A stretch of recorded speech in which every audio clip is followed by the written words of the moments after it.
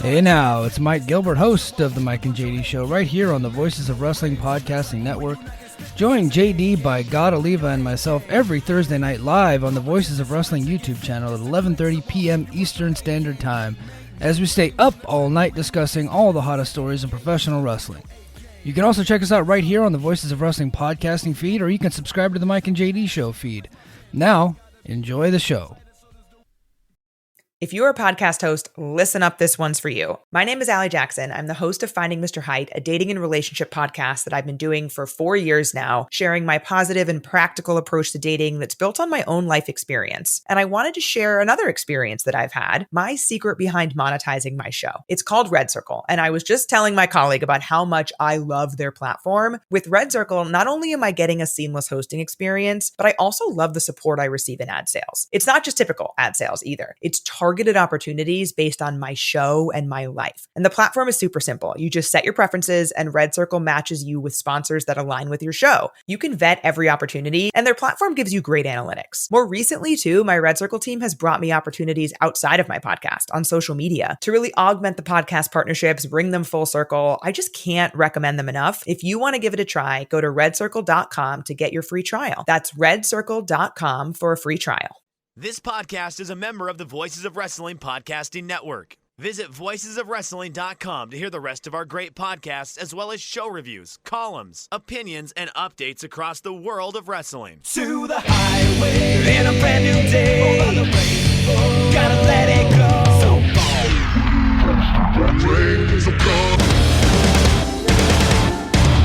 Fast to finger down. Stars tonight together. Hear everyone is singing.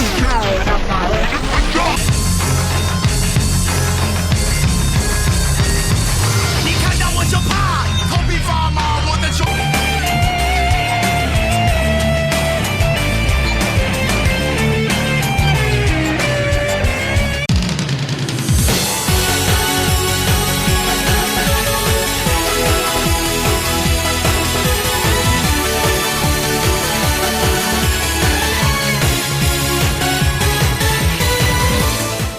Welcome back to Open the Voice Gate for June 17th, 2025. We are members of the Voices of Wrestling Podcast Network. You can find us on the Voices of Wrestling Podcast Network feed or on our own dedicated Open the Voice Gate feed, wherever you get your podcasts. You can find us on social media at Open Voice Gate. If you'd like to donate to the show, click the link in the show notes. It'll take you to our redcircle.com landing site. You click the red box that says sponsor this podcast, and you can set up a one-time or reoccurring donation. No obligation whatsoever. I do wonder why it's called sponsor instead of donate, Case. I'm Mike Spears, and I'm joined alongside your other co-host, Case Lowe. I wonder about that sponsor graphic. Like, why? Like, if we're supposed to be like sponsored by our donors, then I feel like that I should be given copy to say, like, if we're Open the Voice Gate brought to us by Bridgestone Tires, you know? Yeah, look, I don't care what the button says as long as people hit it. You know, that is sort of my mindset there. You know, the more that button is clicked, I think the more we can churn out some of those days episodes, perhaps some more bonus content. I always appreciate the little monthly email, if not quarterly email, from Iron Mike Spears with a little drop in the PayPal, a little walking around money for that week. It's a good feeling, but it could say sponsor, it could say donate, it could say give Case and Mike all your money, whatever it is. We always appreciate it when people hit that button. Mike has seen what he thinks is an authentic Super Dolphin mask on eBay, you know, like, but like, if they're saying sponsor this, like, I feel like we need to like develop like our rates. Like, if we're going to have those days brought to you by someone, I feel like that's like a different rate than, you know, like getting like the title sponsor. You work in radio, Case, you know what I'm talking about here. Yes, unfortunately I know all about radio ad buys and how, you know, for not to pat myself on the back for a minute, but a show like mine, who's become an absolute powerhouse in the third biggest market of the country, you know, consistent top 3 to top 5 ratings in every demo that matters. You would think the ad buys would get better. You would think they would come around at some point and make you feel better about what you're doing. And the podcast industry is no different. Funny you mentioned the Delphin mask. We've talked about this off air, I think we have. But, you know, longtime listeners of the show will know what this means when I say that I am back in the Gran Hamada poster business. Yeah, entering a new solo venture in my life. And if you think that I didn't pull up a few websites and see if I could get a Universal Lucha Libre or a Michinoku Pro poster for what will be my new apartment, you are sorely mistaken. No purchases made yet, but let's just say I'm back in the market for a gaudy, large Japanese wrestling poster in an apartment for one. I mean, I feel like someone could scrounge up a How About the Great Sasuke Tour poster for you. Yeah, no, just, break me off a little piece. It's been a tough year. It's a little treat. If you're not going to hit the donate button, at least pay international shipping costs and send your fourth favorite podcast host, a great Sasuke poster. I'm not asking for too much. I mean, like, I think that's the kind of parasocial relationship you hope to foster, right? Well, in all sincerity, we had a listener last year send me a lovely box of goods from Japan, and I now owe that man a Smashing Pumpkins vinyl box set that I'm just now remembering that when that comes out, I have to go buy that and then ship that to Japan. So this is a good mental note for me. And a bunch of very sweet people in Las Vegas. Absolutely came up, said hi. Yeah. I wasn't saying that to besmirch or anything. I know exactly what you mean. In all sincerity, I was really. I was so, as we sit here now 2 months removed from that Vegas trip, one that I look back on with nothing but really, really fun memories of.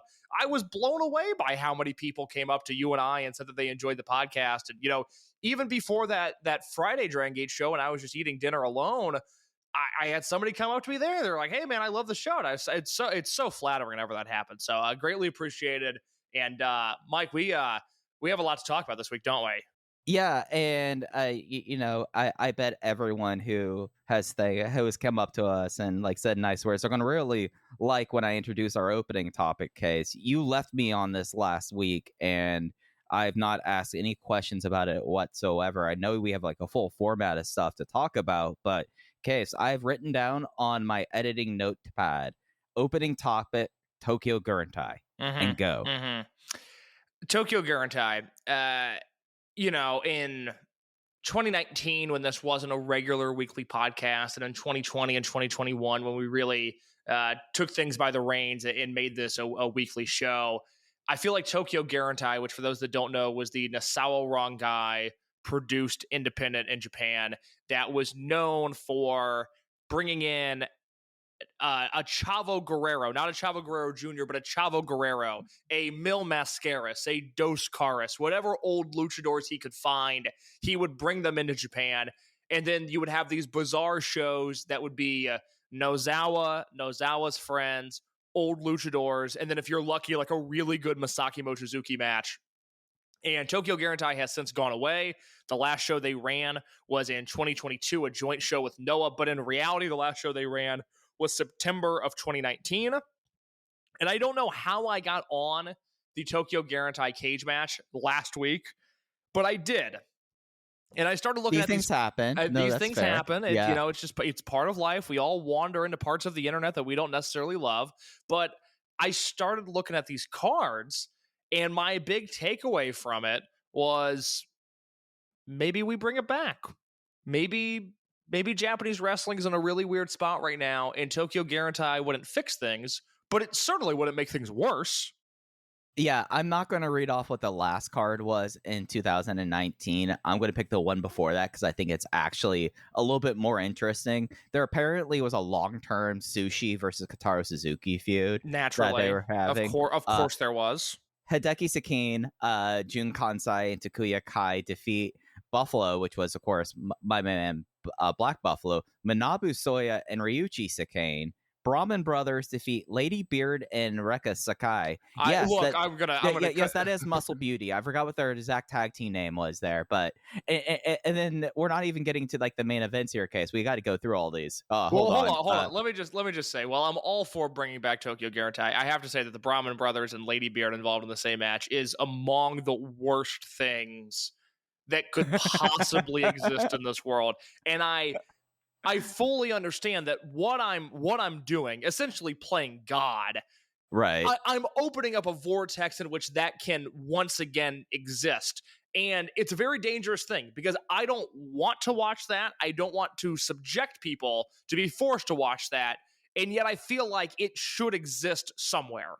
Yeah, Tokyo Gurentai was like the last regular promotion for Lady Beard. Lady Beard has not wrestled since 2023. Well, that's for the best. Yeah, in our Tokyo Intercontinental Tag Team title match, Masaki Mochizuki and Rocky Kawamura defend the titles against Hidetaka Monma and Takitoshi Matsumoto. But let's talk about the semi-main event. We got a nice 8-man tag here, Case. Dick Togo, he's joining the Gurentai with Fujita, Masada, and Nosawa Rongai. They defeat Atsushi Moriyama, that's right, Tiger's Mask, Hikaru Sato, Rei Paloma, and Yusuke Okada. That got 21 minutes. And then the main event was Akira. Yeah, that's right. All caps Akira defeating Kaz Hayashi for the Tokyo World Heavyweight title. An alleged 360 people were at Shinkiba First Ring for the show. And again, outside of the Masaki Mochizuki tag, which I'm sure was fine, there's nothing inherently good on that show. There's nothing that I really want to watch, but I wish it existed. Yeah, no, like there is like, and maybe this is what Destino Pro can be, like, I mean, he's working as an ice cream server right now. Okay. Yes, yeah, the Destino Pro headlined by Tetsuya Naito, Bushi, and Shun Skywalker coming to a prefecture near you. Along Supercrafter U. Oh my God, I did not see that. Supercrafter U apparently worked a joint Dragongate. This was one of those. This wasn't a show center, but it was very similar to it. Let me read to you what was happening. This is in Muka Takagi. Ryo Kawamura and Supercrafter U defeat Masaki Mochizuki and Punchto Managa. And the other match that they did in front of people who are probably just like going and getting like their seasonal allergy medicines, because this is happening in the middle of May, is Mazada and Takashi Yoshida defeat Konamawa Ichikawa and Sachi Hokoboy. Yeah, I mean, it sounds horrible, but this is the landscape that we're moving into. You get your foot in the door doing one of these Pharmacy Pro shows, and next thing you know, Shun Skywalker is leaving Dragongate forever. This is the reality that we have to face.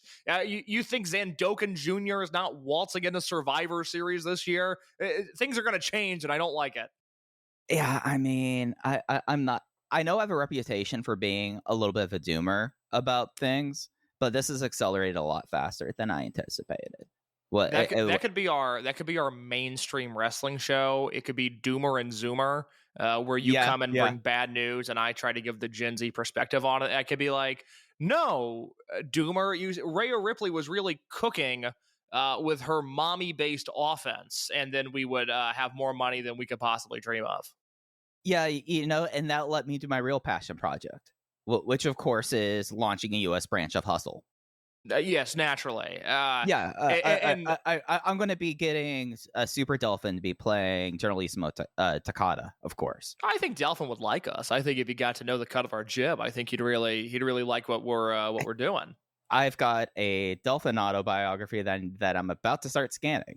I like it. I feel like that we could really get into his mindset and, develop a new promotion based around him. I know that people might say, Mike, Case, that's 28 years too late. I mean, or really like 24 years too late if you think about Okinawa Pro. But you know what the rule is? If you draw somewhere, you can draw everywhere. That's right. I think that's well said. Before we get into the Dragongate stuff, of course, shout out to the Sol Ruka fan base, who I'm sure is tuning in for this. A lovely group of people who haven't annoyed me to no end over the last few weeks. Yeah. Without ruminating too much on that, how is it that her real name is Calix Harmony, and only in WWE will they say, no, you can't use that as your ring name because we want to own your name. You're now Sol Ruka, and we're now going to have a referee wrestle on Evolve as Calix. Only in WWE. Yep, only there. But again, what a loving group of individuals that is. A lot of smart-minded, mature conversation happening over on the Everything app. So again, shout out to the Sol Ruka fan base. Really happy to interact with you guys over the last few weeks. And Mike, we got a lot of Dragongate to talk about. Yeah, we last week we pretty much firmly said we were on the road to Kobe World with that doubleheader that they had in Korakuen Hall, especially with the setup of our main event, Yamato making his ninth defense of the Open the Dreamgate title against Shun Skywalker, who is still claiming he's going to leave if he loses the match. But a lot more of the Kobe World card has become clear after the weekend of shows. We had one night at Kyoto at KBS Hall, and then two shows in one day at Across Fukuoka and Hakata. We'll be getting into our show reviews a little later on in the program, but Case, we have virtually every single title match outside the Brave Gate and I guess the Gawara TV title. They all have challengers here. It feels like we have what will probably be the special singles match set up after this weekend shows. Like the foot to the floor and the throttles all the way go with this. It really does seem like that, especially for a show like this. This is like a remarkably early position where we are a month out. We know the Dreamgate title, of course, Yamato versus Shun Skywalker. The Twin Gate ends up being Minoli defending it against Benkei and Hyo. A three-way open the Triangle Gate titles. The Young Brats team of Ishin, Yoshiki Kato, and Homare winning those titles at Corkin Hall. Their first defense will be a three-way match once against Team Mexico, Luis Monte, Flamita, and Bendito, and along with a team that was that got added into the match after the main event of the Hakata evening show in Love and Pieces, Jackie Kamei, Rita, and Mochizuki Jr., and that joins also the special tag team match of Yuki Yoshioka, Dragon Dia versus Dragon Kid and X. Case, it feels like at least as I just said like a minute ago, we are about a month out, and we virtually have the entire top half of the card already decided. So I guess maybe you didn't ask me a question. My question here is, so is Tanaka versus UT not confirmed? That's the only one that's not confirmed yet. But it seems like they're doing Tanaka versus UT, right? Yeah, that definitely seems, especially with how Tanaka now has like pens over Kai after this week, and clearly with all the main players kind of already slotted into their positions. It's not. I mean, if it's not going to be Tanaka, you can't do Kamei and Rita now. You probably weren't going to do Hyo. So it to me, he's like the only candidate that you could put forward in having a Brave Gate match, unless suddenly Ricochet shows back up. I don't think Ricochet is under 82 kilos anymore. No, they wouldn't. They wouldn't do that. Ricochet's X though would be interesting. Ricochet's X would be interesting. So let me look here. Yeah, I mean, you could do Dragon Kid's already booked, so you can't do Dragon Kid. I guess you could do Kagatora. But Kagatora wasn't even on the shows this week. No, I know it wouldn't make sense. I mean, you could do one of the Mochizuki Dojo guys, but I wouldn't really be into that. I mean, the reason I ask is they're pushing Tanaka like he's going to come out and challenge Yamato or Shun after the main event, not UT. So I assumed the UT match was official with the momentum that Tanaka has. But looking at the card earlier today, I was a little surprised to see that that's not confirmed yet. But what we do have, I'm a really big fan of. I mean, you think back 3 years ago, in the situation we now dubbed the Coach Minoru debacle, and we headed into that July Korakuen show without a main event booked for what was a 2-night stay in Kobe. We had the Ultimo Dragon anniversary show that year and then Kobe World proper, and we went into that July Korakuen show with Kai versus Shuji Kondo as the main event, with that person being the headliner for those Kobe shows, and that's when Coach Minoru got involved. And then we had to go to Kobe Sambo Hall and do a weird 3-way match that got Minoru involved there. And that, that was worst case scenario. That was the worst version of Dragongate summer booking. And I think as time has gone on, I think since 2021, with 2022 being the worst, 2023 being an odd pivot, some good, some bad there. And then last year, Yamato versus Ben, it was set up at the end of the 2nd June Korakuen. So you did have a full month build, but it didn't necessarily feel juicy. It felt like the means to an end. It felt like the thing that they had to do. And you look at all of the matches that are booked for World this year, and obviously Yamato versus Shun, it's the biggest match you could do. They've built up that specific match over the last 6 months, just in terms of like, hey, we're on the road to this, let alone all the things that they've done interacting with each other in their current character incarnations over the last 3 years. you have this Twin Gate match that I have a lot of thoughts on, because I think there needs to be one specific Twin Gate champion team leaving Kobe World as the champions. And there's a lot of fun stuff there. And then you have this Triangle Gate match, which just by doing multiple rounds of Mexico versus Japan, you have now built up a Kobe World Triangle Gate match far greater than, God, I don't know, maybe any Kobe World Triangle Gate match in the last 10 years. Yeah, I mean, there were the times where there was like the weird Triangle Gate tournament that they were trying to provide emphasis on, but it was not really the true true article there. This one, I think, like one of the things that we will get into more when we review the shows is I feel like that the booking has been so pointed, like very much so that like Tanaka's running through everyone and he's like the one clear person for UT, and every single show Tanaka is really doing that kind of performance. Yamato and Shun have not touched since the match was made. Like they've kind of done an interesting situation where it's Yamato has to get through all of the other members of Z-Brats, and then Shun Skywalker comes out and basically gives the Shun Skywalker experience while he is destroying people in his matches in like record time, and not just people like Kagatora. He comes away with a 5-minute win over KZ on the evening show here.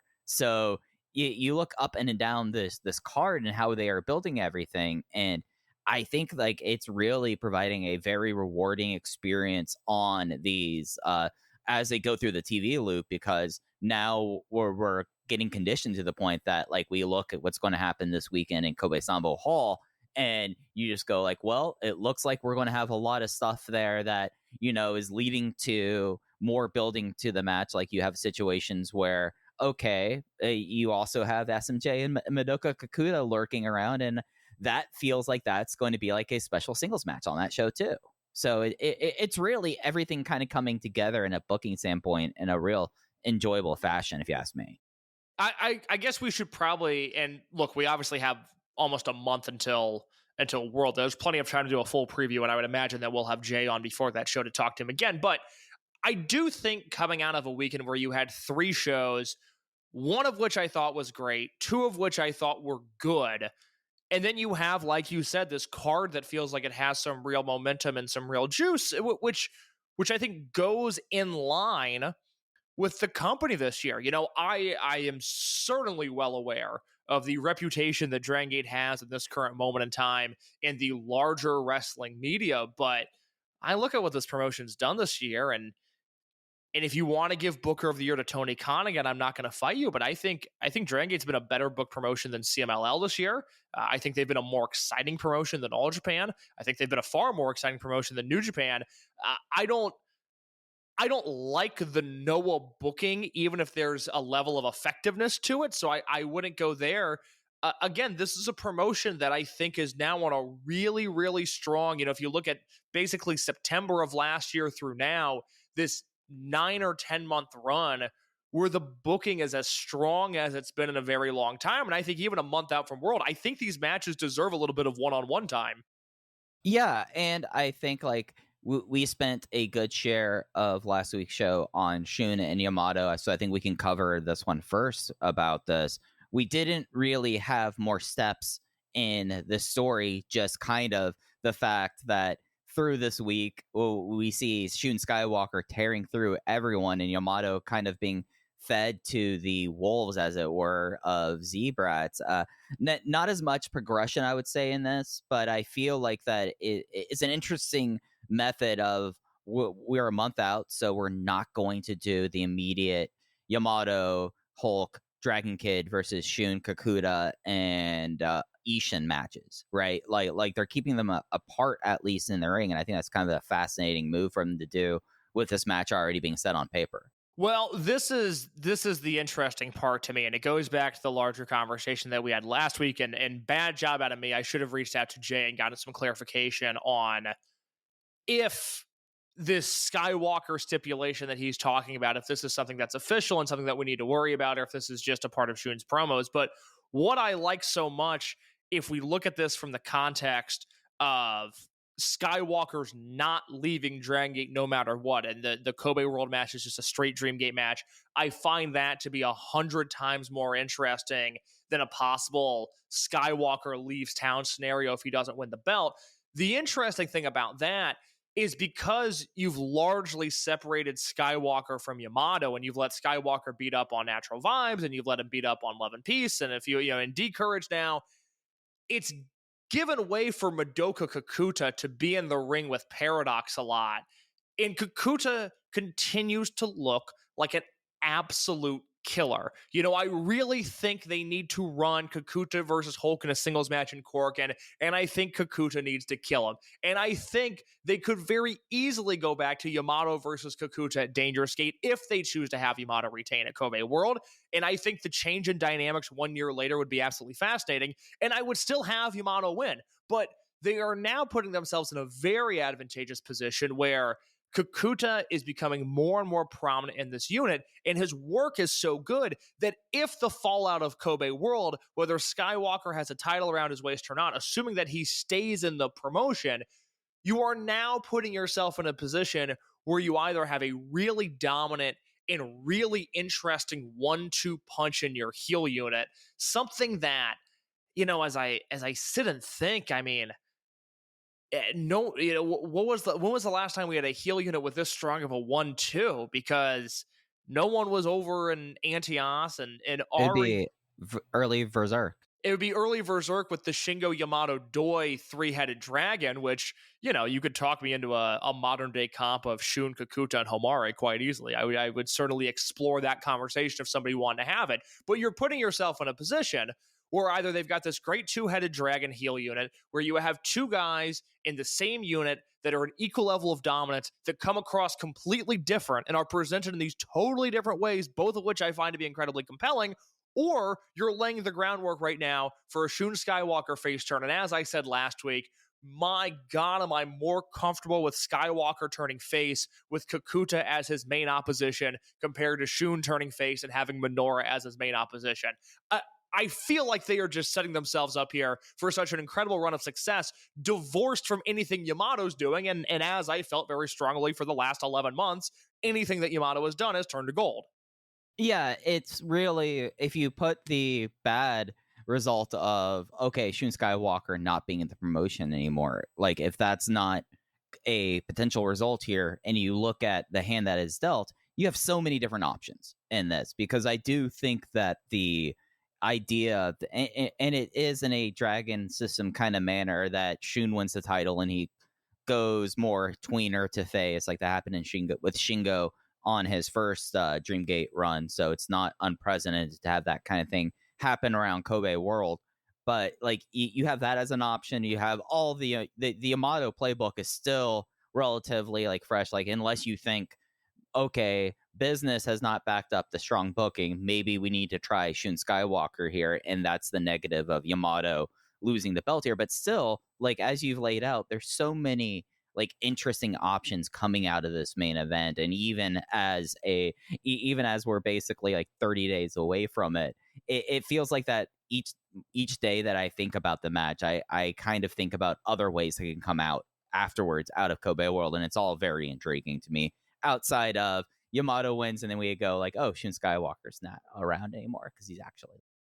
Yeah, that is the worst case scenario, is Yamato wins and Shun leaves. I still think the best case scenario is Yamato wins and Shun stays. I'm not ready for this Yamato run to be over. I also have a bit of a dislike, and this applies to wrestling in general, where I don't like when wrestlers lose the belt on the same show that they won the belt on, but in a different year. You know, if Yamato's going to lose the belt, I would like for it to be at a Corkin show or a Dangerous Gate or something like that. That's just a me thing, but I don't like when things are that symmetrical in terms of the booking just 1 year later.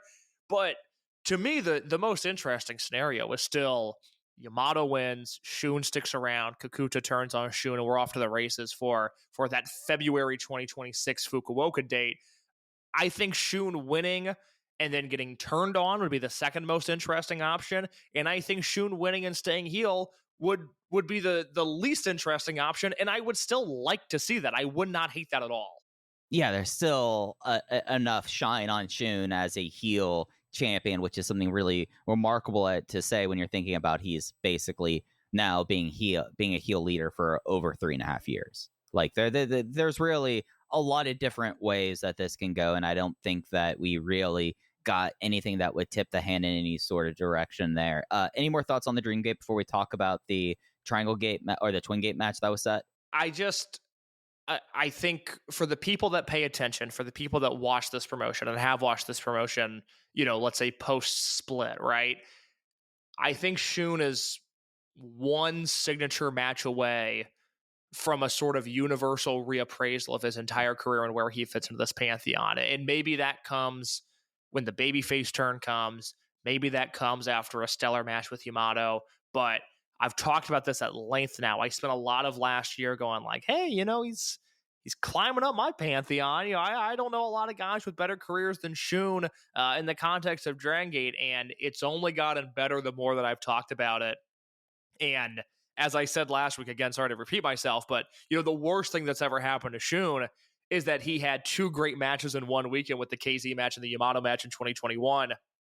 And it seemed like he cannibalized his own everyone's favorite Shun Skywalker match discussion. And maybe this Yamato match, finally gives us the definitive, hey, this is Shun Skywalker. And I think from there, his legacy takes a really interesting turn. So I'm very excited to see what comes of that. Absolutely. And as we move to the Twin Gate division, it was already pretty much tipped that it would be a Love and Peace team that would be challenging Minoli for the Twin Gate titles. And it seemed like it was going to be Ben picking Hyo. And that's what it kind of ended up being exactly after the weekend. We have Benkei and Hyo fresh off their first week as like the rebranded Love and Peace going up against Kota Minoura and Jason Lee.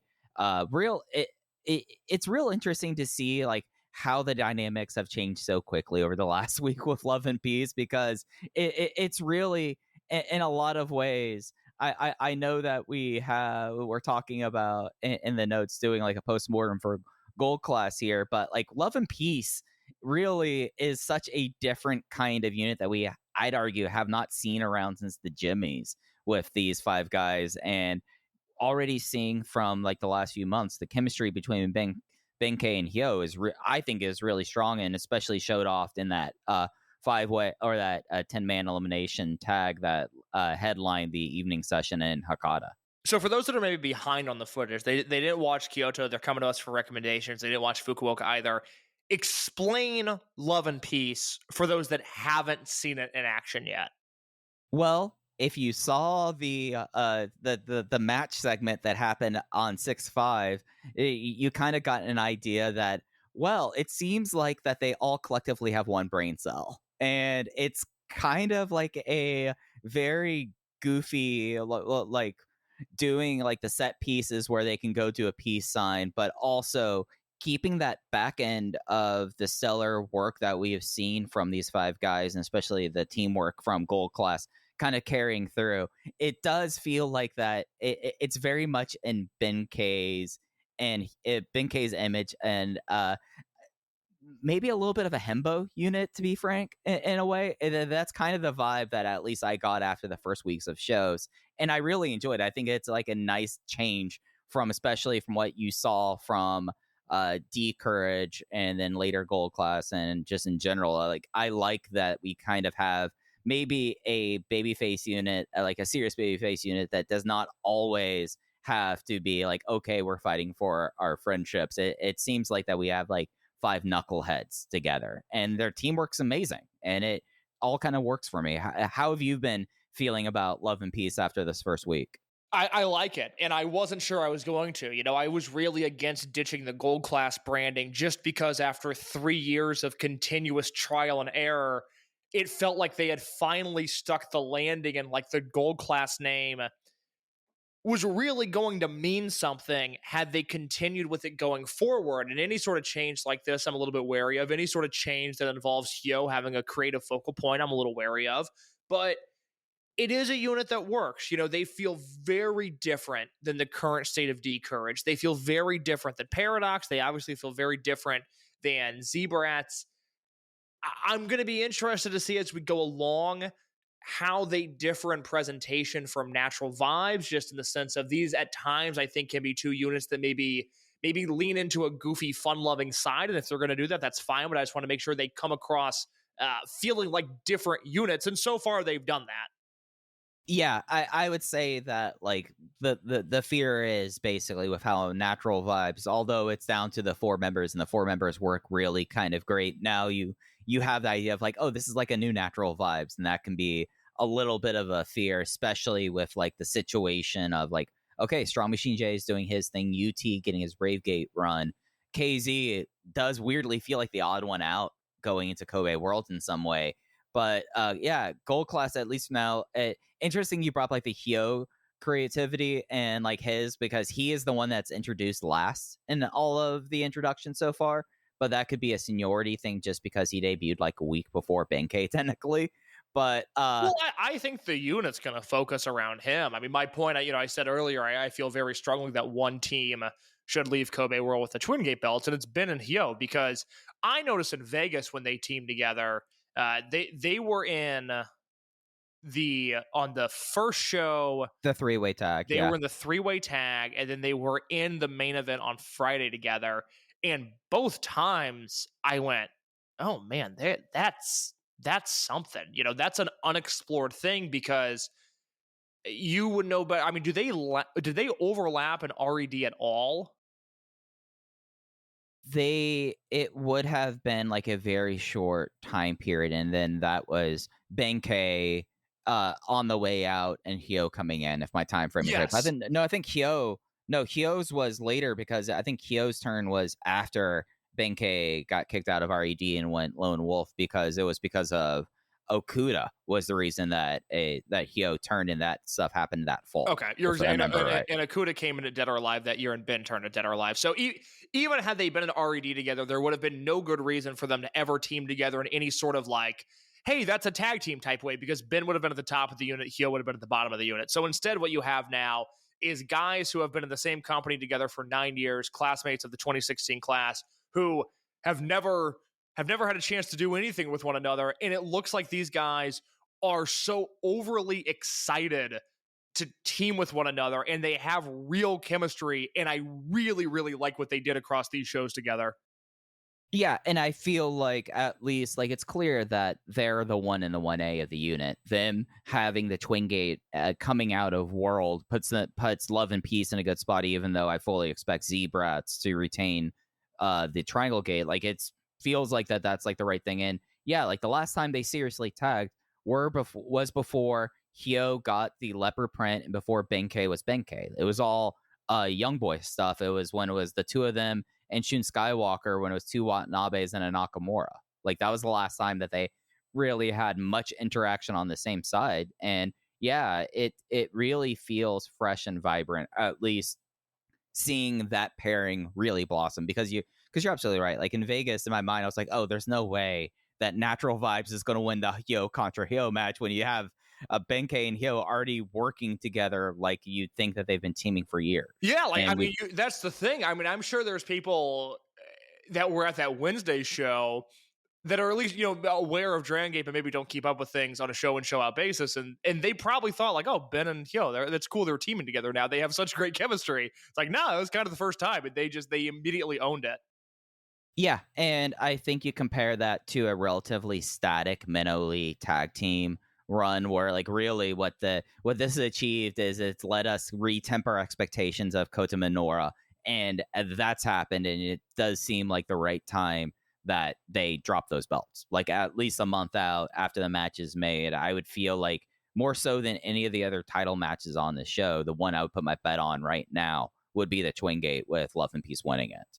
And it's a strange thing, because if you go and look at the great matches that Minoura and Lee have been involved with since winning the belts, there's a sizable number of matches there. I mean, you think about the Rey de Parejas finals and how excellent that was, but it's a weird title reign because they didn't defend the belt for 4 entire months from the end of January to the beginning of June. And so even though they've been in a lot of great multi-man main events, and they had a good run in Rey de Parejas, and I still think the Jason Lee heel character just continues to be a home run almost every time out, and it's taken a lot of pressure off of Minoura, which is a good thing. All of that is good and true. And yet this title reign, because of the way that it's been booked, it doesn't feel like they are 7-month-long champions who have been presented as dominant heels. It's a strange thing. And you're exactly right. This is the title that I think for sure is going to move. I also think the quality of Kobe World, and this happens every once in a while where you get these cards and you go, oh, well, if this match is good, I think we're in for a good night. I think Kobe World is going to hinge on the quality of this Twin Gate match. And if this Twin Gate match is stellar, I would expect the Dragongate match and the Brave Gate match and the Dream Gate match to be that as well. And we'll see what happens with Yoshioka, and we'll see if they sprinkle anything fun on the undercard. But this kind of needs to be a great Twin Gate match, and anything less than that, I think, would be a massive disappointment. No, I'm with you in that, and I guess like the only thing that kind of in its way makes me a little bit hesitant about it is the idea that basically like what we've seen in the tag team title matches and through Rey Day Parejas with Minna Lee in this incarnation, and maybe that kind of prohibits it for being a great match, because when you know that this will probably be the shenanigans fest. Like this will be the Z-Brats interference match on the show. Maybe. I mean, I don't. I have no reason. That's what all the title matches have been to this point. Well, okay, hold on. Let me look at the right, because I love the not hug match. I didn't find that to be overtly goofy. But I forget what they did at Origin. Oh, I know. I mean, it was Kame and Rita. All their Twin Game matches have been really good. Which ended with a bullshit interference spot into the gear shift. Yeah, that's true. I have faith here. I think this is going to be a pretty straightforward tag, and I think it's just going to be a showcase for, once again, sort of trying to reposition what Hyo's ceiling is. We saw that last year with the Daya Hyo match, where I think we left World going, oh, okay, this is as good as it's going to get for Hyo. He'll probably be cycled back down, and then he lost his unit and still was a constant presence. It's not like Hyo was any less over than he was last year. If anything, not having the big hug branding, he might be more over than he was. I certainly felt that way watching Luis Monte in a few of these matches over the weekend, where it's like, oh my God, that's right. This guy has a real crowd connection, and he's so good. And it's just so weird that it didn't work in the big hug unit the way that it did. But I think this will be a showcase for Hyo, and I hope it's a really good match. Yeah, because it does kind of feel like there might be something here with this Ben-K Hyo team. Like you think about Ben-K's Twin Gate runs, not to belabor this title match, he really hasn't had as many. It's been like him and Shimizu mostly, and it's been mostly power work. When you like contrast that with like times that he has teamed with like doing teamwork with other people throughout, like Z-Brats, and then and like Team Muscle with him and Minoura. Him having like a tag team partner who is just so different, it's not just going to be two bruisers, is something I'm really intrigued in. And I feel like that when he's had these great tag team matches, it's also been like the idea of like, you remember Big Ben, the whole way to stop Big Ben matches is that you had to stop the steamroller before Ben-K and Shimizu ran through you, whereas like him with Hyo is going to be a completely different dynamic, and I find that really intriguing, and I want to see where it goes. So that's another reason why I want Love and Peace to win this match. And yeah, Ben's only held the belts with Shimizu. They held him.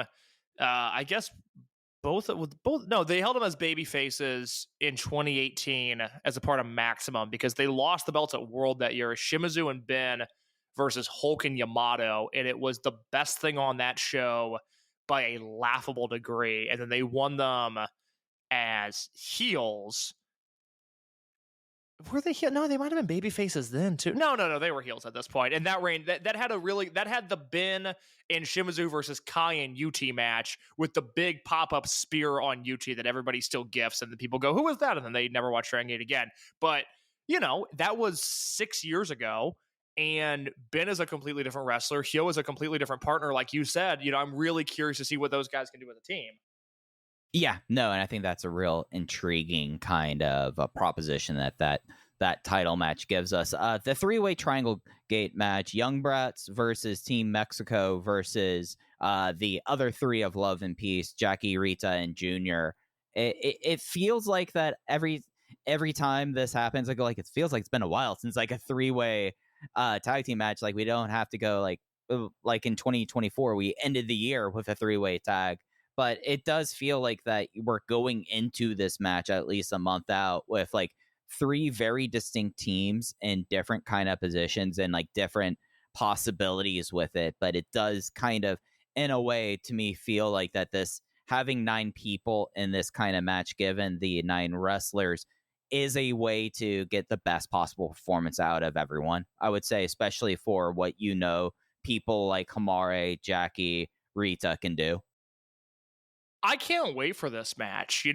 I'm really glad they're running with this Japan versus Mexico stuff. And in a weird way, I'm liking it so much that it's disappointing, because the way that Dragongate booking is, I think this is just going to stay at a certain temperament for however long they do it, which I would assume is through World. And I said when Bendito was brought over, I said he's going to team with Monte, and then they're going to go home at World, and Monte will get some sort of vacation. And here we are, they're teaming together, and they're going to team at World. And then I would assume Monte will be on the same flight that Bendito and Flamita on, and he'll have a chance to rest up in Mexico for a little bit. But let's just say this goes through World. Like I wanted to take a turn for the worse in the sense of hatred and heat, and I want this Mexico team to really dig their heels into their nationality and really try to provoke Gold Class in all of these interesting ways. And I just don't think that's going to happen, which is a bummer.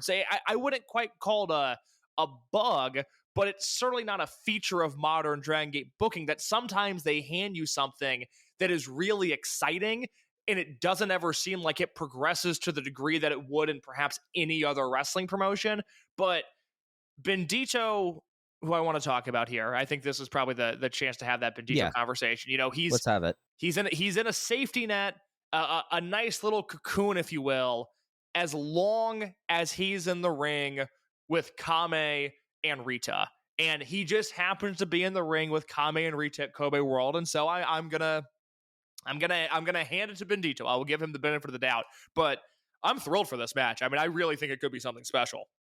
Yeah, and I feel like with Bendito and the opportunity to at least end his tenure, or at least on this tour, on the strongest notes possible, I think you have that opportunity when you have Jackie and Rita, because we've seen how he's worked with them, and that's in general like the best up has been with Gold Class, now Love and Peace, and it does kind of, in a way, make it kind of an interesting like proposition, like speaking about Bandito, when you can really like look at where Bandito is and how this tour has gone with him, and it's kind of hard not to draw the natural contrast between him and the guy that he's teaming with, and like Luis Monte, and that it does in a way kind of make me want to like remind people that Monte was having much worse tours, I would say, his first few months in the company than Bandito did. And I feel like that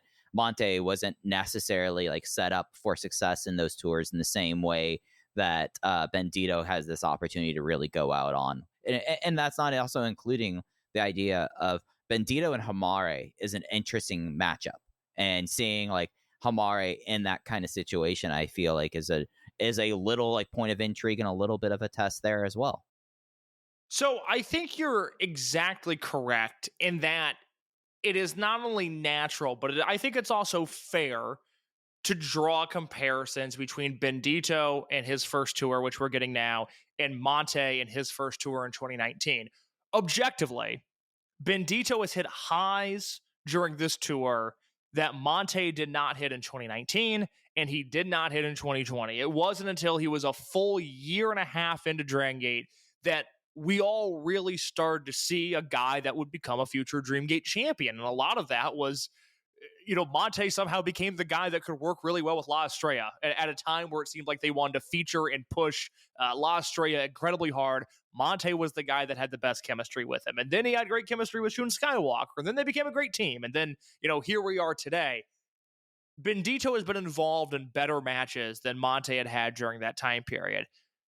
When Monte was brought in, you got to remember, this is crazy to think about, especially if you're somebody that's only jumped in the last few years. Monte was brought in 2019 to bump for Ultimo Dragon. You know, he had a relationship with Ultimo. He was on all the Dragon Mania shows. Ultimo brought him into All Japan.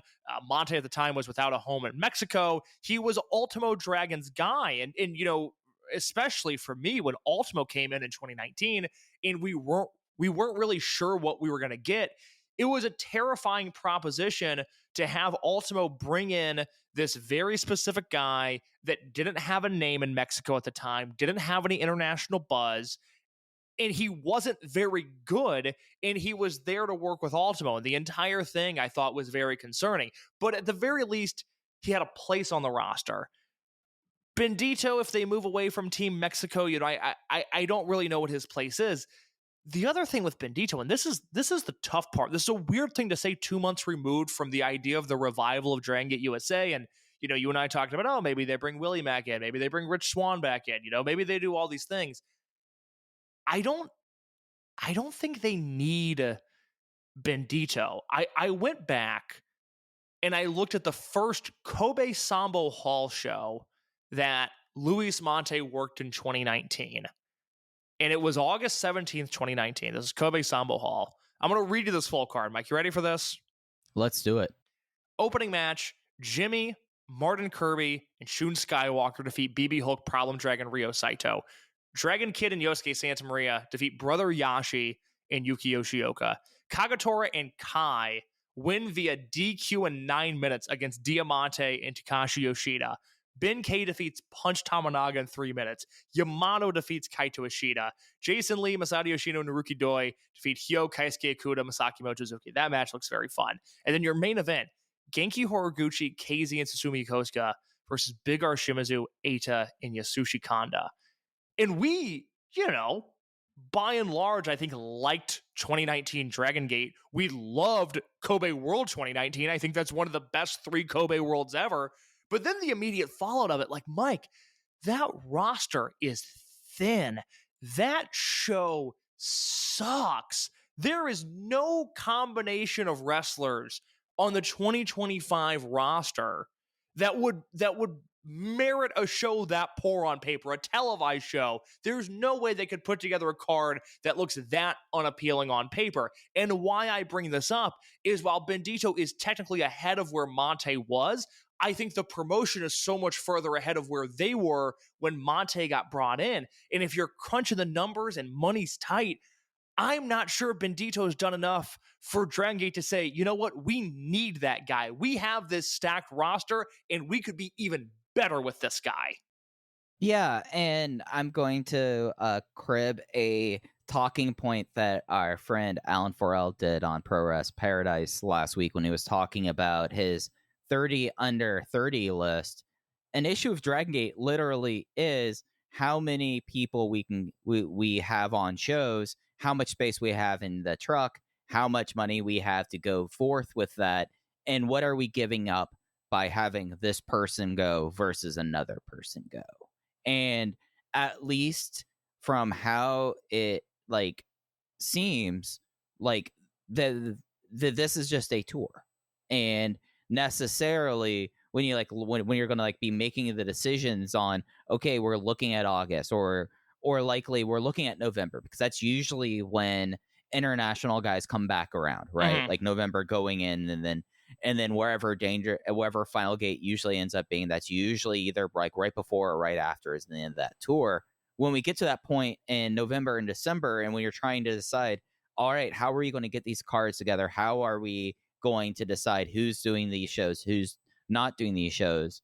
Like, is Bandito worth it over either bringing in like Naruki Doi, just for example, not knowing anything, just saying 1 for 1 in that kind of situation?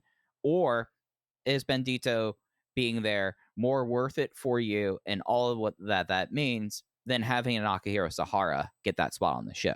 Because I'd argue 5 years down the future, it'd be a lot more important for Sahara to have that date in November 2025 than Bandito would at this point. Like for the company, for Sahara, for just in general, just using that like use case scenario, it just does not necessarily seem like that there is like that value. And that's kind of where like when Alan was talking about it, and I forget which wrestler he was like mentioning about this, but he was saying like, okay, you have to think about like Dragongate only has so many spots for that kind of thing, and that kind of rings true when I start thinking about Bandito, I guess. Well, the add-on to that is if I was Dragongate, with whatever limited money and resources that I have, I would be backing up the Brinks truck to try to convince Flamita to stay in Japan for as long as he can. This promotion with Flamita and this promotion without Flamita are two totally different things. And I'm once again going to find myself in a position in November and December where I'm going to be rallying hard for Flamita to be an SFM 50 wrestler this year. I thought it was absurd that he didn't make the list last year. I think he's even better this year. He has become a wrestler in the same vein. Maybe I've made this comparison before. I forget if I have on air or not, but he reminds me of a TJP or a Francesco Akira in the sense that his volume of great matches might not be as deep as a Kyle Fletcher, as a Shun Skywalker, as Hiroki Goto this year, let's say. But when you see the version of peak Flamita that exists in 2025, it's so obvious that this guy is one of the 50 best wrestlers in the world. He's one of the 30 best wrestlers in the world. And also on this roster, which is full of young, athletic guys that oftentimes I think provide a spark, Flamita is somehow faster, more athletic, and provides a greater spark than most of this roster. The work that Flamita's doing is utterly incredible. And I don't want to say that he is market correcting Bandito by simply existing next to him. But if I've only got the money for one plane ticket for a trip from Mexico to Japan in the second half of the year, it's going to Flamita, and it's going to Flamita 10 times out of 10. I'm terrified for Natural Vibes when Flamita goes back to Mexico, because we had the conversation at the beginning of May of like, man, maybe this unit just doesn't need to exist anymore. They're kind of DOA. And yes, since then, UT's done great work, and Strong Machine J, I think, is really compelling right now. But the correlation between me caring about Natural Vibes and not is when Flamita's there. And I'm continuously floored by the work that this guy does. Yeah, like it's not just the Flamita that everyone thinks about when they think about Flamita. You're probably thinking about him versus Susumu Yokosuka from 2014, but that's fine. But the stuff that he's done, like being able to like show, like maybe not full on demotic Flamita stuff, but being able to kind of work in a way that he has over these kind of shows with Kamei and Rita, and being able to like kind of be a bit of a bully with him, like that kind of aspect to him too, is just like he's such a well-rounded wrestler. And especially given his last decade and all that, like seeing like how it's all come together and how it's created kind of this resurgence of him. It's one of those things that whenever like I'm always generally in a good mood watching Dragongate, right? Like it's my favorite pro wrestling. It's what I look for in pro wrestling. Dragongate 9 times out of 10 kind of fulfills it. But like when you have someone like Flamita and seeing like, oh, all right, I'm still looking at the Kobe Pro Wrestling Festival 2025 card update, and I'm seeing Flamita's in a Triangle Gate match, my mind goes to, well, he's done all these insane things in Triangle Gate matches past, and he is now just, I'd argue, even better now. And it's really like it more so than anyone else. Like that's kind of the thing I'm excited about in this match is like, okay, Flamita and Hamare, let's see what that's like. Flamita versus Yoshiki Kato, who I'd argue is the person more so than Bandito. I look at this match and go, kind of need a strong performance out of you, guy. And him versus Flamita, I feel like, is a fascinating proposition as well. Well, and not to cut you off, but the Ishin Flamita chemistry just continues to blow me away. Right, yeah. I mean, those guys work exceptionally well together.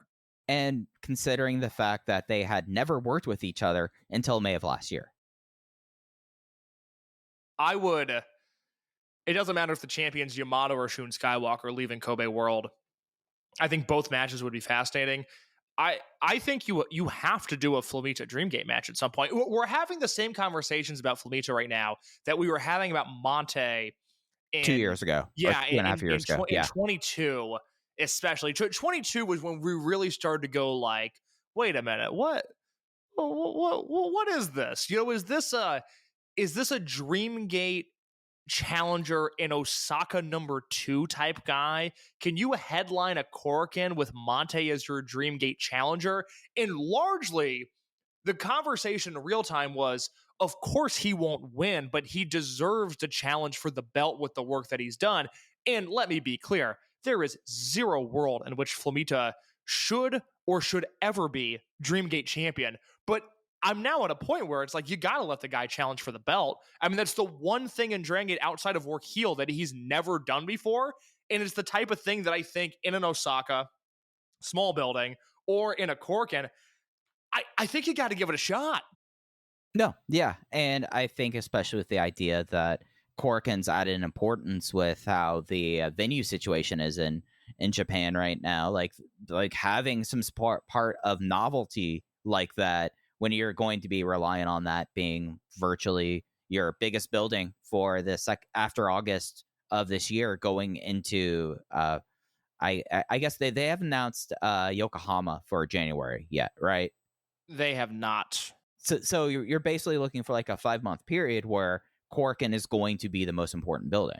So like you look at what happened last week and you look at what you need to do in the future, I'd argue that having the idea of novelty, and if it's not at a Korakuen, thinking about how they have really like provided emphasis to a Kobe Sambo Hall. I don't have the notes necessarily to see if this has happened, but like if you're ever going to kind of do like a first time Kobe Sambo Hall Dreamgate defense, like why not? You know, I mean, that's a building that's essentially the same size as Osaka too, you know? I want to spend a brief moment on the Yoshioka match that's also announced, but just to jump ahead quickly, the match of the weekend to me, and I had two matches in my notebook. They were both on the afternoon show for the June 15th Fukuoka show. But the match of the weekend for me was Kame Rita and Ryoya Tanaka versus Bendito Flamita and Luis Mate. This was another incarnation of Mexico versus Japan. Had this not had the goofy finish that it did, which had interference from Z-Brats, I mean, this probably would have been the best Dragon Gate match on a small show this year. The interference certainly took it down a peg, but I put this sequence on my Twitter and it's worth watching. I mean, it's worth watching the match, obviously, but it's worth watching the sequence, especially if you haven't seen it, where Flamita hits a big boot, Rita rebounds, does a springboard tornado DDT that Flamita springs to his feet for. Flamita hits one super kick. Rita does sort of a fighting spirit no-sell out of that. Flamita then hits the meanest looking super kick of all time and then drops Rita straight on the back of his head with the Tiger Driver.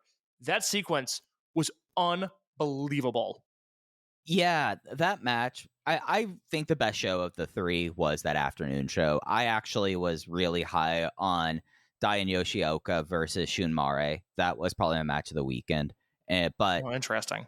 I think that this week is not the week. I know I teased you that a couple of questions, but I want to eventually make the case for Shin Mare under consideration as tag team of the year. Well, I want to hear it. I mean, I think this is let's do it.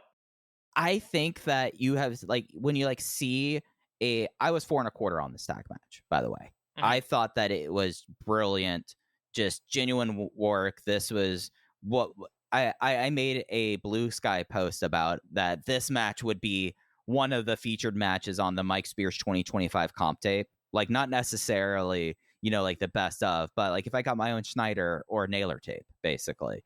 And a lot of that is just seeing how Shun and Hamare, they kind of wrestle as one person in a way. And the way that like their closing stretch flows, like just like the redirect into a super kick, redirecting into a Jackie knife, just completely floored me. And when you compare that with like the matches that Shun Mare had during Rey de Parejas, the Rey de Parejas final day where they had 3 4-star matches, if not one that I had at 4 3/4, I'm looking around and I'm looking at other tag teams, and it's hard for me to find a tag team that I'm enjoying more. I know that people could point out like Astronauts or Magenta right now, but I mean, are Astronauts having I don't feel like I've heard anybody talk about them. Are they having a year? I feel like that's they're not true. They've had DDT match. I take that back. They've had DDT matches. I'm just behind on them. Okay. Yeah, they're the DDT tag team champions. Sorry to cut you off. That No. struck me as odd, but I was like, oh wait, that's right. I'm way behind on DDT, and I've actually been meaning to catch up.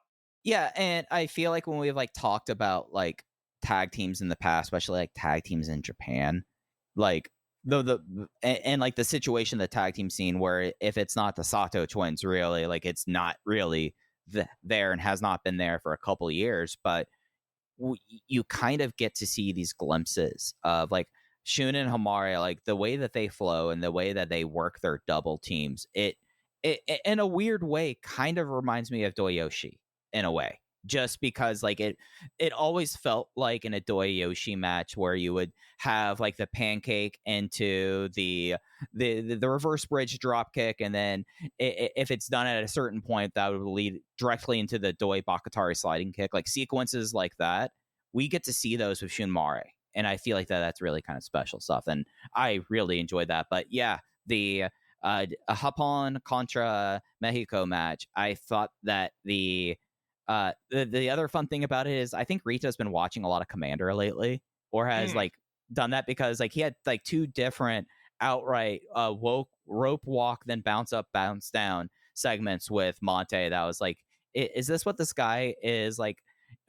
Like his, when he's studying tape, he's like, I feel like I can do Commander moves, so I want to be Commander now because I'm already an MMA master and one of the best wrestlers in the world right now. Because that was like my immediate like, whoa, okay, I feel like I got a little glimpse into Rita's mind there in that trios match. I was 3 3/4 on that. I agree with everything you said on Rita. I want to go back to the Shun Hamare stuff here real quick, just because I think it's an interesting point, and I hadn't really thought of it, but I certainly don't have a pushback. I mean, when I look at the great Hamare matches this year, it's him and Shun. I guess the great Hamare and Shun matches. Him and Shun versus Kame and Rita from 3:30. That's the Ray Day Parejas finals. That was the semifinals. I went 4.5 on that. I also have Hamare and Shun versus Jason and Minoura from the Ray Day Parejas finals. That was the final match at 4 stars. I have Hamare and Shun versus Ben and Mochizuki Jr. from 3:15. That was in Ray Day Parejas at 4 stars. And then I would also throw in, as sort of a bonus, from SSW Quest, the Hamare, Minoura, and Shun versus Bushi, Hiromu, and Shingo match, because that feels like it was deeply integral to the overall story that they're telling with Hamare and Shun. You know, it was, I don't even mean this as a slight on the guy, because Lord knows I take enough shots at him as it is, but that wasn't exactly a match where Kota Minoura showed up. That was Hamare and Shun wrestling New Japan's biggest stars, and then Kota Minoura was also there. And so I would put that into the equation as well. And, you know, the hard part with Hamare and Shun is I think the Bucks are having a return to form year. I still think people are nuts for liking the Young Bucks output last year. I thought at times they were actively bad and really, really off-putting. The Bucks are back. I would probably give them the edge at this point, but I cannot fight you on the Hamare Shun mention. I think that's a very, very good pull there. And I think you put those matches that you listed onto a comp tape, and the like the one thing that might hurt them is just that they just don't team a lot. Like you had Ray Day Parejas, and then now Hamare is doing more stuff with Ishin and Kato, so you're not necessarily kind of getting that. But I just want to put it into the conversation. Like we should be talking about that. And when you're considering the fact that we're still talking about a literal rookie being one of the best tag team wrestlers of the world in 2025, I think that's another time where people need to stop and take stock of how great Hamare is already at this point of his career. I can't speak to the Joshi aspect of this conversation, and maybe I would say Magenta probably would do that, but just because like they've been doing a lot of like their general marvelous work, and then they've been appearing in a lot of different places. They had a couple of huge matches over Mania weekend. Well, I was going to say to the Rookie of the Year aspect of this, because I know there's a lot of young Joshi that I guess I would assume they're rookies. I don't really know for sure. Maybe we have to phone a friend and ask John Carroll their opinion on this, because I know John's really locked into the world of Joshi right now. But I mean, let me ask you this. I know what would be the Joshi counter for Rookie of the Year. Okay, give me that, and then I'll ask my question, because now I'm curious. It is, and I'm blanking on her name right now, and I hate that I'm doing it. Siri Yamaoka. Okay. Yeah, she was the one that was teaming with Nene Takahashi on a retirement tour, and they immediately strapped her up with Nene as a part of that. She's a former. I'm assuming you don't mean the former Denver Nuggets power forward Nene. No, not Nene. I'm talking about. I'm talking about a passion. You know, I know, Case, you don't watch a lot of Joshi because you were not triggered by me saying passion. No, I mean, honestly, you sound like me explaining Dragongate to a Seoul Ruka fan. I have no idea what you're talking about. So, but yeah, like Siri Yamaoka, former a former amateur wrestler, I think would be like the Joshi one. Like, I don't think Stardom necessarily, like, out of people that they have debuted explicitly this year, would have a candidate that would enter into the same conversation of Hamare. But Yamaoka, yeah, I would. Okay, so my question for you is, as we sit here in the middle of June, we've had a full 9 months of Hamare to really sit here and digest and to just watch this guy seemingly deliver in every single big spot possible. Compare him, and I actually think it's a very similar comparison because Kento Kobune debuted in December of 2019. So we got a full year with him before we had to vote for him for Rookie of the Year. Hamare, it's gonna be the same thing. It's gonna be a year plus we get with him before we have to vote for him to be Rookie of the Year. I will remind you that in the 2020 Wrestling Observer Newsletter Awards, I'll go from 10 to 1. It was Yuki Mashiro at 10, Alan Angels at 9, Blake Christian at 8, everyone's favorite wrestler, one of the 30 best wrestlers under 30, Ben Carter at 7, Will Hobbs at 6, Top Flight at 5, Dominic Mysterio at 4, SB Kento at 3, Anna Jay at 2, Pat McAfee, your Rookie of the Year winner. Do you feel like Hamare in 2025 is a better Rookie of the Year candidate right now? And this could change, but right now, do you feel like he's a better Rookie of the Year contender than SB Kento was in 2020? Yes, I think he's doing better work in his rookie year than SB Kento did. I think SB Kento, he was a strong wrestler, but it was like all like, oh, this guy has the charisma already right here for it. He has an act that is getting over. It is becoming popular with the fans. And when you contrast that with Hamare, that is like just this supernova who has had frankly, Kobune did not have as many 4.5-star matches in his rookie year than Hamare has at this point yet. And I feel like that makes him a stronger candidate. It's just the sad reality is that we would have to have like, who would that be now? The annoying WWE fake Rookie of the Year. Like it would be Travis Scott like this, but I'm not ready for Travis Scott on stage to say like I'm congratulating myself for Rookie of the Year, and I would like to thank the runner-up Hamare in the way that Pat McAfee did with Kento Kobune. I think he like mispronounced Kento Kobune too during that. Yeah, now I'm trying to think. I don't know if there's a stunt Rookie of the Year that's eligible at this point. And I should say, like, my categorical thing, just because this is like now 5 years from the point, the argument against Pat McAfee in that year is, although he was able to basically be plugged into matches and practice those matches, to me that does not make a pro wrestler. No, the McAfee stuff was dumb. It was an awful. Unfortunately, just because it was 5 years ago, I felt like, just because how derisively I sounded, I felt like I should. Every podcast could be someone's first podcast. And maybe for the Seoul Ruka fans, this is their first podcast. I'm sure their world's going to be rocked by this audio. And unfortunately, I can't knock the Anna Jay thing. I did have her on my 30 under 30 last year. It did not work out the way that I wanted it to. I thought she had finally turned the corner as a performer. The one person who goes and works a prolonged Japanese tour and got worse, yeah. Yeah, did not see that coming. Really thought she was going to become something else in the past year. But the McAfee stuff was done at the time. For Kento to finish third, now granted, Dragongate was maybe the promotion that benefited most from Western fans staying at home during COVID.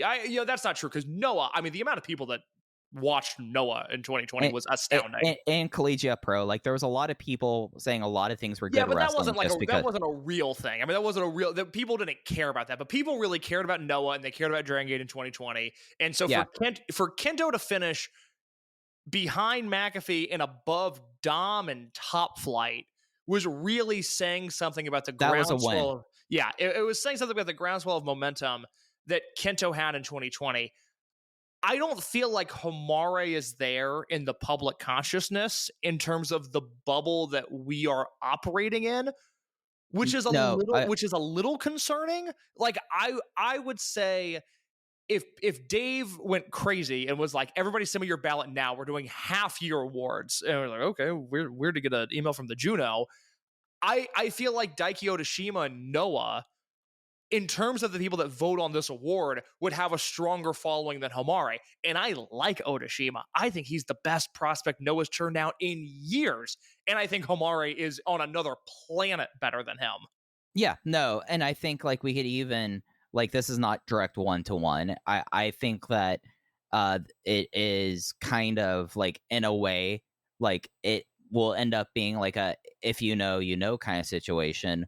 Like similarly to Shun Skywalker getting the most first place votes out of 30 under 30, and the people who had Shun Skywalker on their ballots usually had him very high up on that ballot. But then you have the fact that Dragongate and consciousness is at its point right now, and I feel like that will come to play. Like if Homare finishes top 5 in Wrestling Observer Rookie of the Year awards with the state of everything, I would consider that a win at this point. I guess I'm going to have to write an article because I think you got to write an article, man. It's just, I don't know. It's one of those deals. It's so obvious. I mean, this is, let me look at my spreadsheet here. Hold on one second. Let me see if I can make this comp without it being way off base and bias in favor of Dragongate. Let me do a little command find here on my 2016 match of the year sheet. And indeed, okay, so you were around at this point. You know what it was like, and it's hard to explain if you weren't there because his public image has taken such a hit, obviously for possible sex crimes, but also the fact that Matt Riddle just comes across like a giant loser at this stage in his life. But Mike, 2016 Matt Riddle, a complete and utter phenomenon across every possible type of indie wrestling fan at the time. Yeah, like he uniquely was someone who, because of his UFC background, but also because people caught wind of him at Monster Factory, he was someone that immediately went from like not taking any bookings to being on every single name indie and having like the prestige matches within 12 months. Yeah. He was working as a pushed act in Evolve during the hottest point in Evolve's history. He was working in Progress and then later Rev Pro, but he had the Ospreay Progress match in 2016 when Progress was at its hottest, and he became a favorite of the Southern Indie crew during a time in which Southern Indies really had some traction. So again, from every point of view, Riddle was looked at as a phenom. He was looked at as the next big star in wrestling, and the comparison point was that it was the best rookie year that people had seen since Jun Akiyama in 1992. I had 8 Riddle matches at 4 stars or higher in 2016, his peak being an Evolve 71 match against Chris Hero. There's a pair of Hero matches in there. There's a Hot Sauce Tracy Williams match in there that I remember being really good. Will Ospreay versus Riddle from Progress. Roddy versus Riddle from Evolve. Riddle versus Thatcher from Evolve. That must have been good because I went 4 1/4 on it. That sounds like something I'd hate. And then Riddle versus TJP and Tommy Inn versus Riddle, those from Evolve as well. So 8 4-star matches in a year for anybody is really strong. But for a rookie to do it, and the way Matt Riddle did, was certainly something that was noted and was seen as being otherworldly at the time. And as we sit here in 2025, I pull up this spreadsheet, I do the command find on Homare. He's got 7 matches at 4 stars or higher this year, 1 at 4.5 being, again, that Homare and Shun versus Kami and Rita tag. And so I have no doubt that he'll eclipse the total that Riddle had in 2016. That doesn't inherently make him a better wrestler than 2016 Matt Riddle. That doesn't inherently make him a better rookie than 2016 Riddle or 1992 Jun Akiyama. I think he has surpassed 2020 SB Kento and 2021 Takuma Fujiwara. I think we can put him past those guys now. But as Homare goes along, I think we kind of have to. I mean, maybe I'm way off base. Maybe there's other names people can throw at me, but I kind of think we have to start putting Homare in that conversation because not only is he having the great matches, he's being pushed in a major league company where the stakes are really, really high and he's continuing to rise to the occasion. No, I am totally with you on that. Any other thoughts on the Triangle Gate match before we touch quickly on D Courage versus Dragongate and X? I don't believe so. I'm very, very excited about that match. And the last official match that we have as of today is the special tag team match: Yuki Yoshioka, Dragondai, D Courage versus Dragon Kid and X. This, of course, came after the main event of the June 5th Cork and Hall match. GM Ryo Saito is saying, we need the old Yuki Yoshioka back now. So I'm bringing in someone that can bring that out of him. And boy, off to the races on who this could be. I like the Ricochet angle That of was this. not me hearing anything. That was just like, hey, that would be neat and it would be special. And he's already done his other dates. And maybe if he can't work like a full tournament somewhere, maybe he can fly in for... I don't know if he could fly from DFW to Kobe and make that date. Now I'm looking at it. It can't be him. Oh, when is All In? Is that weekend? All In's the night before. That's why I kind of am not wanting.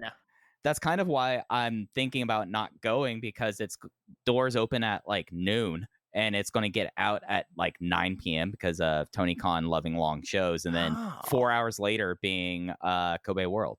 I did not realize that. That is a fun weekend. I'm going to make sure I'm not doing anything. That's awesome.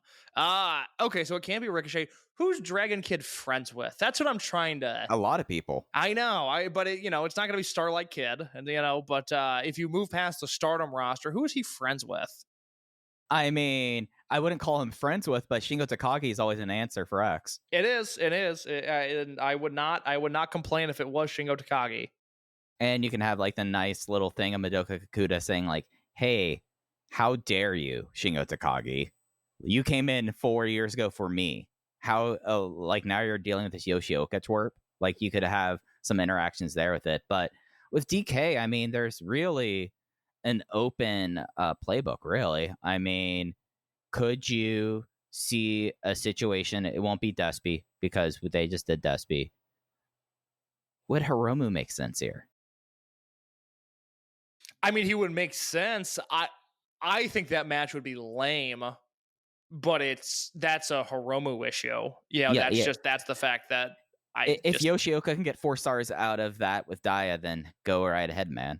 I've said this a bunch. I'm kind of burnt out on Hiromu going to other promotions because I don't think he ever works with an edge in other promotions in the way that I want him to. And I'm comparing everything he does to Jushin Thunder Liger, but maybe more wrestlers should be like Liger invading promotions. Insane idea. I don't know if his health would do it. Choi Hong Man? I don't know the stats at Chon Ho Man. Like that'd be great to getting a past Kobe World luminary on this show, though. Wouldn't that be awesome if the smoke clears and it's just a 7-foot tall Korean man all of a sudden? It's just like Ryo Saito's like, I said I wanted the fucking old Yoshioka back. You're gonna work. You're gonna work. Hey, I've worked against him. I turned out okay. Maybe had the worst match in Kobe World history against him, but maybe you could do a little better. No, my crazy idea is a fellow Gifu native. They wouldn't be crazy enough to bring in Hiroshi Tanahashi for this. The only word that comes to mind is like inappropriate. Like, I don't know. I mean, maybe Daya team with Tanahashi on the Super Juniors final show. That feels weird to me. I don't see Tanahashi doing that. I don't know. Maybe that's... I think it's going to end up being like Alejandro from Noah.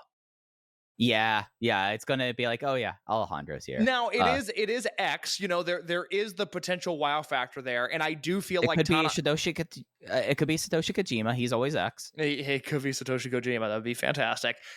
I guess I'd put Shingo at like -100 and Tanahashi at like +200. Does that make it? And then Alejandro even odds. That's kind of where I'm at here. Yeah, like the real shame is that like Yoshioka does not have those outside links to make things obvious that you could have, unless it's going to be someone and it's like, oh yeah, no, Alejandro actually was a high school classmate of Yuki Yoshioka. Like unless like that's getting, if we're getting like that little bit of a layer to it that we don't know of. It's just like a complete open question, and Shingo is just as safe as an answer as anything. What is the potential that out of the woodwork, out of disappearing off of everything since January? What if it's Stalker Chikawa? I don't think that's the right move for this match. Yeah. No, you're right. I just you know, why not? As I go back and look at Yoshioka in Noah, it is his N1 from 2023. He wrestled Kitamiya. He wrestled Jake Lee.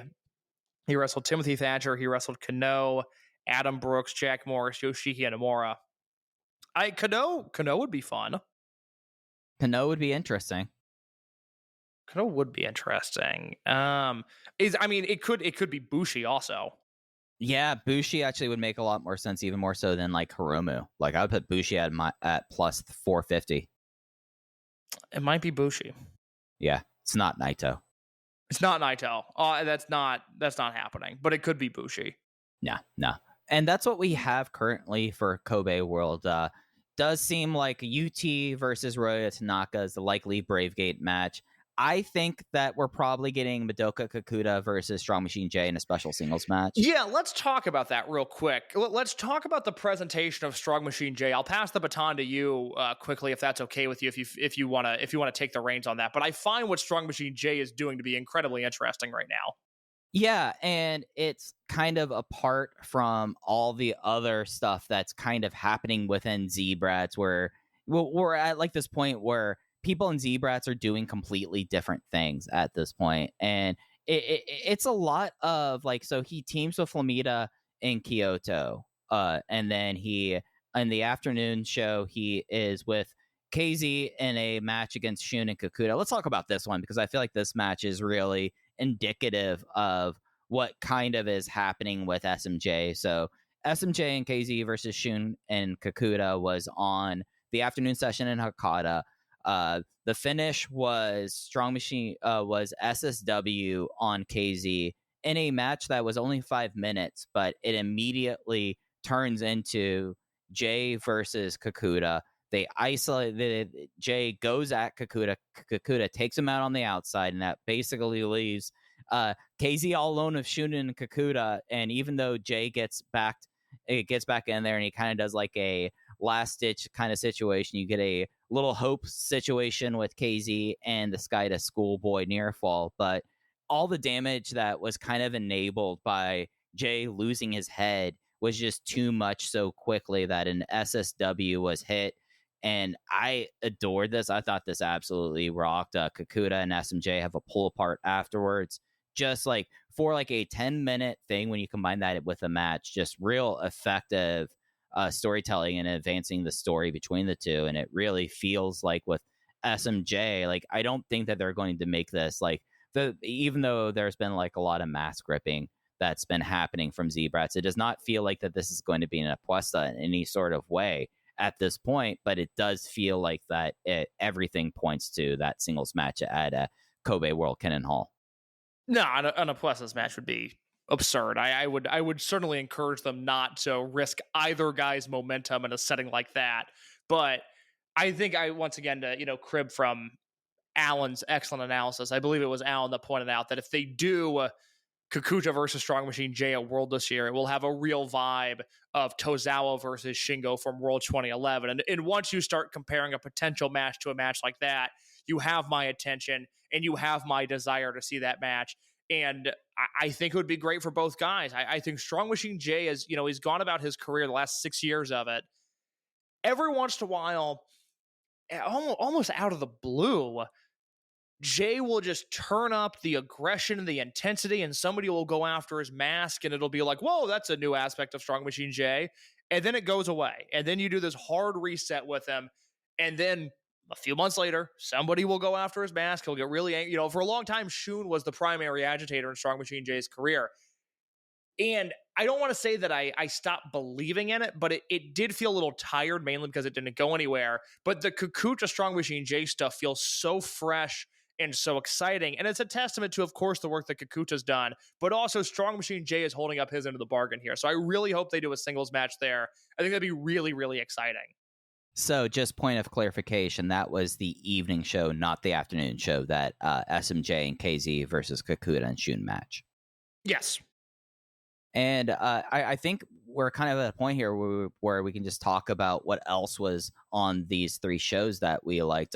Real easy watches, as we've kind of been saying. A lot of stuff moved along. We got to see the future debut of the former Kamei's dad, Ryuto Sugahara, and Kazuma Kimura on two of the shows. Just I felt like that Kyoto, that the main event and maybe Benkei versus Yoshioka were the top things to watch out of that show. But it was a pretty just solid quick watch, just with the whole situation with it being 5 matches. It was like 2 hours really through, and you had some really strong work throughout that show.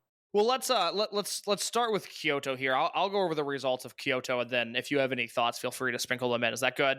Yep, sounds good. We opened up. It was Dragon Dai and Ryoya Tanaka. They went to a 15-minute time limit draw with KZ and UT. Bendito and Luis Monte defeated Susumu Yokosuka and Ultimo Dragon in 8:22. Homare Kai and Shun Skywalker, they beat up on Love and Peace, Hyo Kame and Rita. Very similar to the Natural Vibes match we were just talking about in 5:23. Benkei beat Yoshioka in 14:39 with in a singles match. And then Flamita and Strong Machine J beat Ishin and Yoshiki Kato, your main event on that show. Jason Lee, Coach Minoru, Madoka Kakuta. They steamrolled Paradox, BB Hulk, Drenkid, and Yamato. The thing here that's getting the buzz is Benkei versus Yoshioka, which I thought was a good, not great match, but one that I think is worth checking out.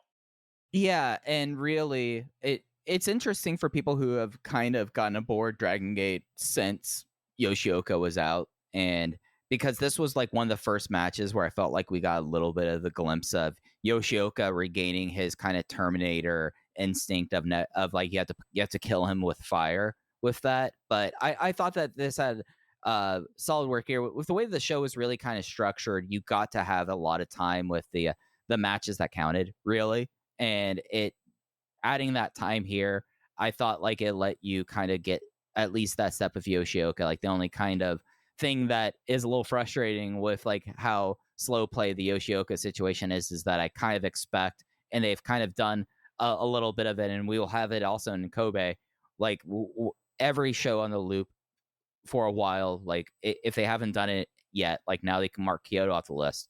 They're going to have a long Yoshioka singles match where like the fans are able to see like, okay, Yoshioka's losing, but there's like a moment in the match where you're like, oh, we're seeing the glimpses of 2022 Yuki Yoshioka all over again. I'm fully back on Yoshioka. I'm no longer worried about him. Yeah, he's fine. You know, I mean, all he has to do is just you have to get back the idea they have to kill him with fire. But yeah, no, this was just a real kind of enjoyable show. You got the at least initial part of the Triangle Gate Challenge coming out of the semi-main event here. Yeah, no, it's good stuff. And then I'll take the afternoon session case for you here. The afternoon, this was actually the 5-match show. I don't know why I thought it was Kyoto. It was here.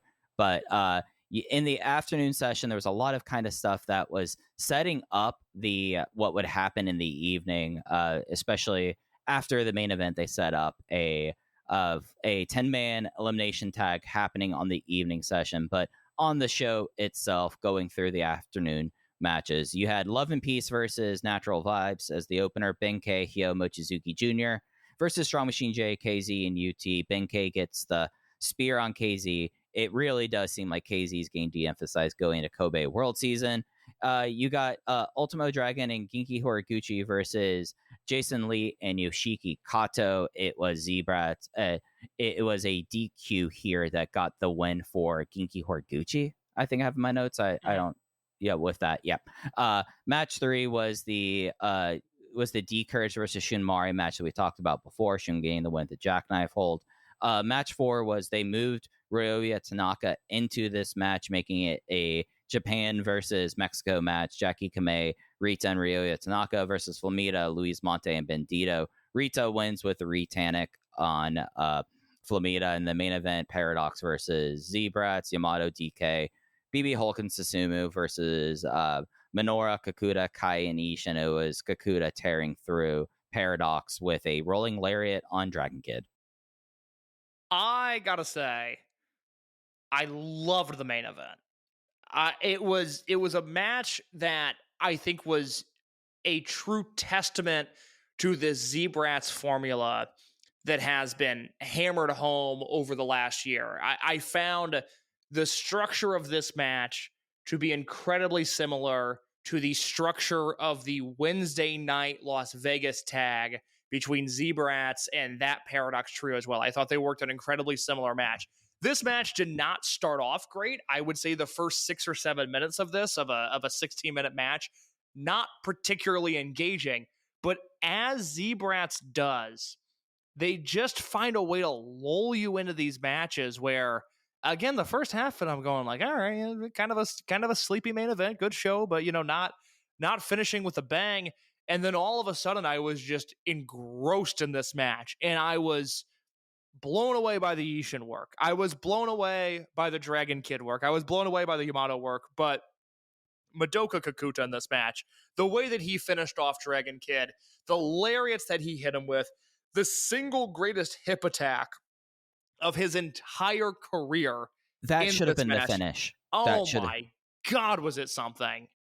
Yeah, this was, it really felt like a standard professional, like, tag team match for like the first 6 or 7 minutes. Like, it's interesting how de-emphasized like near immediately the rest of Paradox is right now. Like DK, they're kind of, in a way, when we talk about the evening show, like his match of Monte, that felt like a real feeling things out match to see. Oh my God, that match is still going on, I think. Yep, that was like 14 minutes. My but God, but look, that, I love both guys, but holy shit, was that match boring. Yeah, and then everyone was worried after the finish for DK. But that match, like, kind of underlined the point that, like, as we spent the majority of the show talking about the picture of things at Kobe World, we did not mention the words Susumu Yokosuka or BB Hulk once.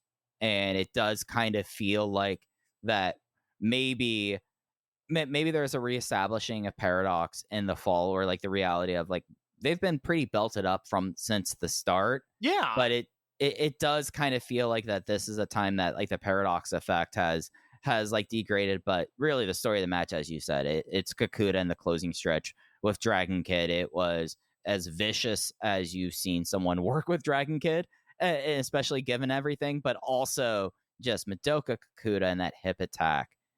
That could have been a finish. I know that was always kind of like a cheeky, no pun intended thing about him and his hip attacks, but it always was like, oh, he has the hip attack, that's great. And then you finally see one where he left DK in a crater, and you're like, well, fuck, why do you have to do the rolling lariat? That seems a little unnecessary at this point, bud. The booking of World is going to create an interesting Paradox conversation in which, yes, in the truest sense, they are just being cycled down right now. But I think some people that maybe parachute in for World are going to look at this like, oh man, Susumu and Hulk, they're washed. They're not getting pushed anymore. It's like, well, no, they've actually, in the history of Paradox, they've been pushed incredibly hard, and Hulk has continued to overachieve in his roles, but they happen to be getting cycled out right before World. And honestly, if it was between Susumu, Hulk, and Doi being in that Dragongate match, or Flamita, Monte, Bendito, for all the warts that Bendito has that we discussed, I think the Mexican trio is more apt to represent Dragongate in 2025, and so I'm okay with that. No, I'm totally with you on it. It's just one of those things that kind of stuck out on the weekend. And then after the evening session, you had D Courage versus Flamita and UT opening up. It was Flamita with a Firebird splash on Yoshioka. Yamato, BB Hulk, and Susumu versus Ultimo, Ginki, and Bendito is Yamato with a Galleria on Ginki. Ryoya Tanaka versus Kai was 5 minutes, and Ryoya won with his Tilt-A-Whirl small package. Kai, he was having a good time there. He was there.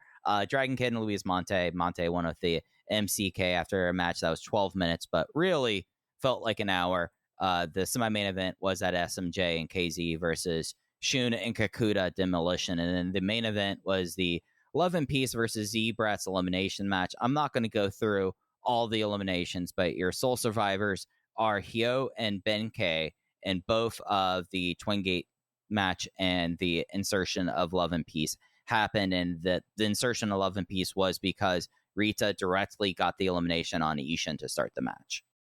I think the main event is the only thing here worth really giving a look at.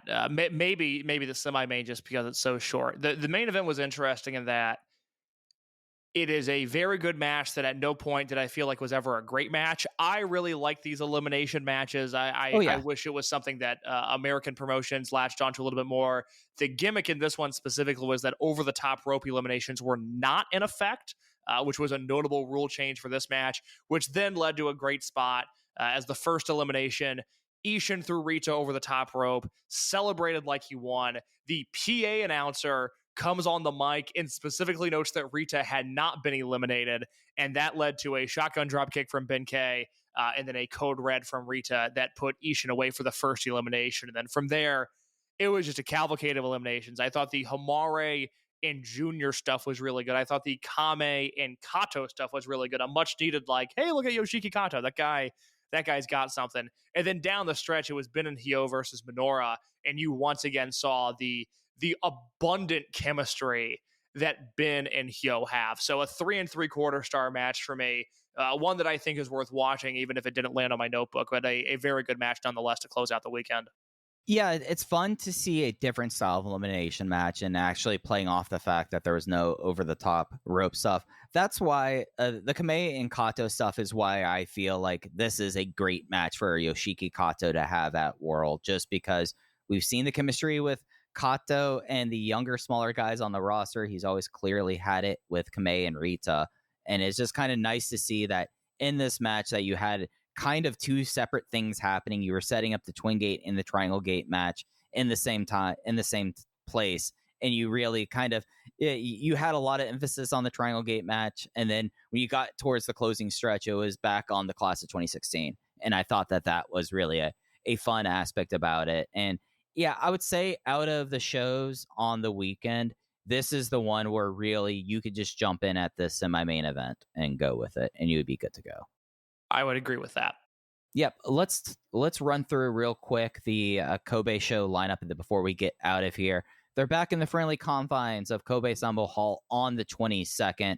A lot of interesting stuff here, Case. We are opening with a YouTube special, Yuki Yoshioka versus Masaki Mochizuki. There's nothing more fun to me than Masaki Mochizuki versus Yuki Yoshioka, if you ask me. Royal Sanbo, Fuji, Kanda, Hulk, Sachiyoko Boy, Takashi, Problem Dragon, Yosuke Santa Maria, Fuda, Yanaguchi, and the return of Sahara. Really, the return of Sahara, then the guys that usually only get brought in for Tokyo or Kobe. That's what you get here. Original Jimmy's versus Kai and Yoshiki Kato, and then a 3-way 6-man tag. Mexico contra Japon contra Hong Kong. Flamita, Luis Monte, Bendito, Benkei, Rita, and Mochizuki Jr. Ho Lun, Ho Ri, and Reach Tominaga. 6-man tag, SMJ, KZ, UT versus Shun Skywalker, Madoka, Kakuta, and Hamare. Your semi-main event, Hyo and Jackie Kamei versus Dragon Dai and Ryoya Tanaka. In your main event, it's Yamato and Not Hug versus Minoli and Ishin. A pretty packed Kobe Sambo Hall card, if you ask me. I think it's a very fun show. You know, the Mochizuki versus Yoshioka match is certainly one of those things that raises an eyebrow. It's nice to see Sahara back in the mix. I think the Mexico, Japan, Hong Kong 3-way, while I'm sure it won't be of the same quality as just some of the straight Mexico, Japan matches, I think that's a super, super fun concept. I'm really glad they're doing that. And Yamato Doi Dragon Kid in any main event has my attention, so I like what they're doing there as well.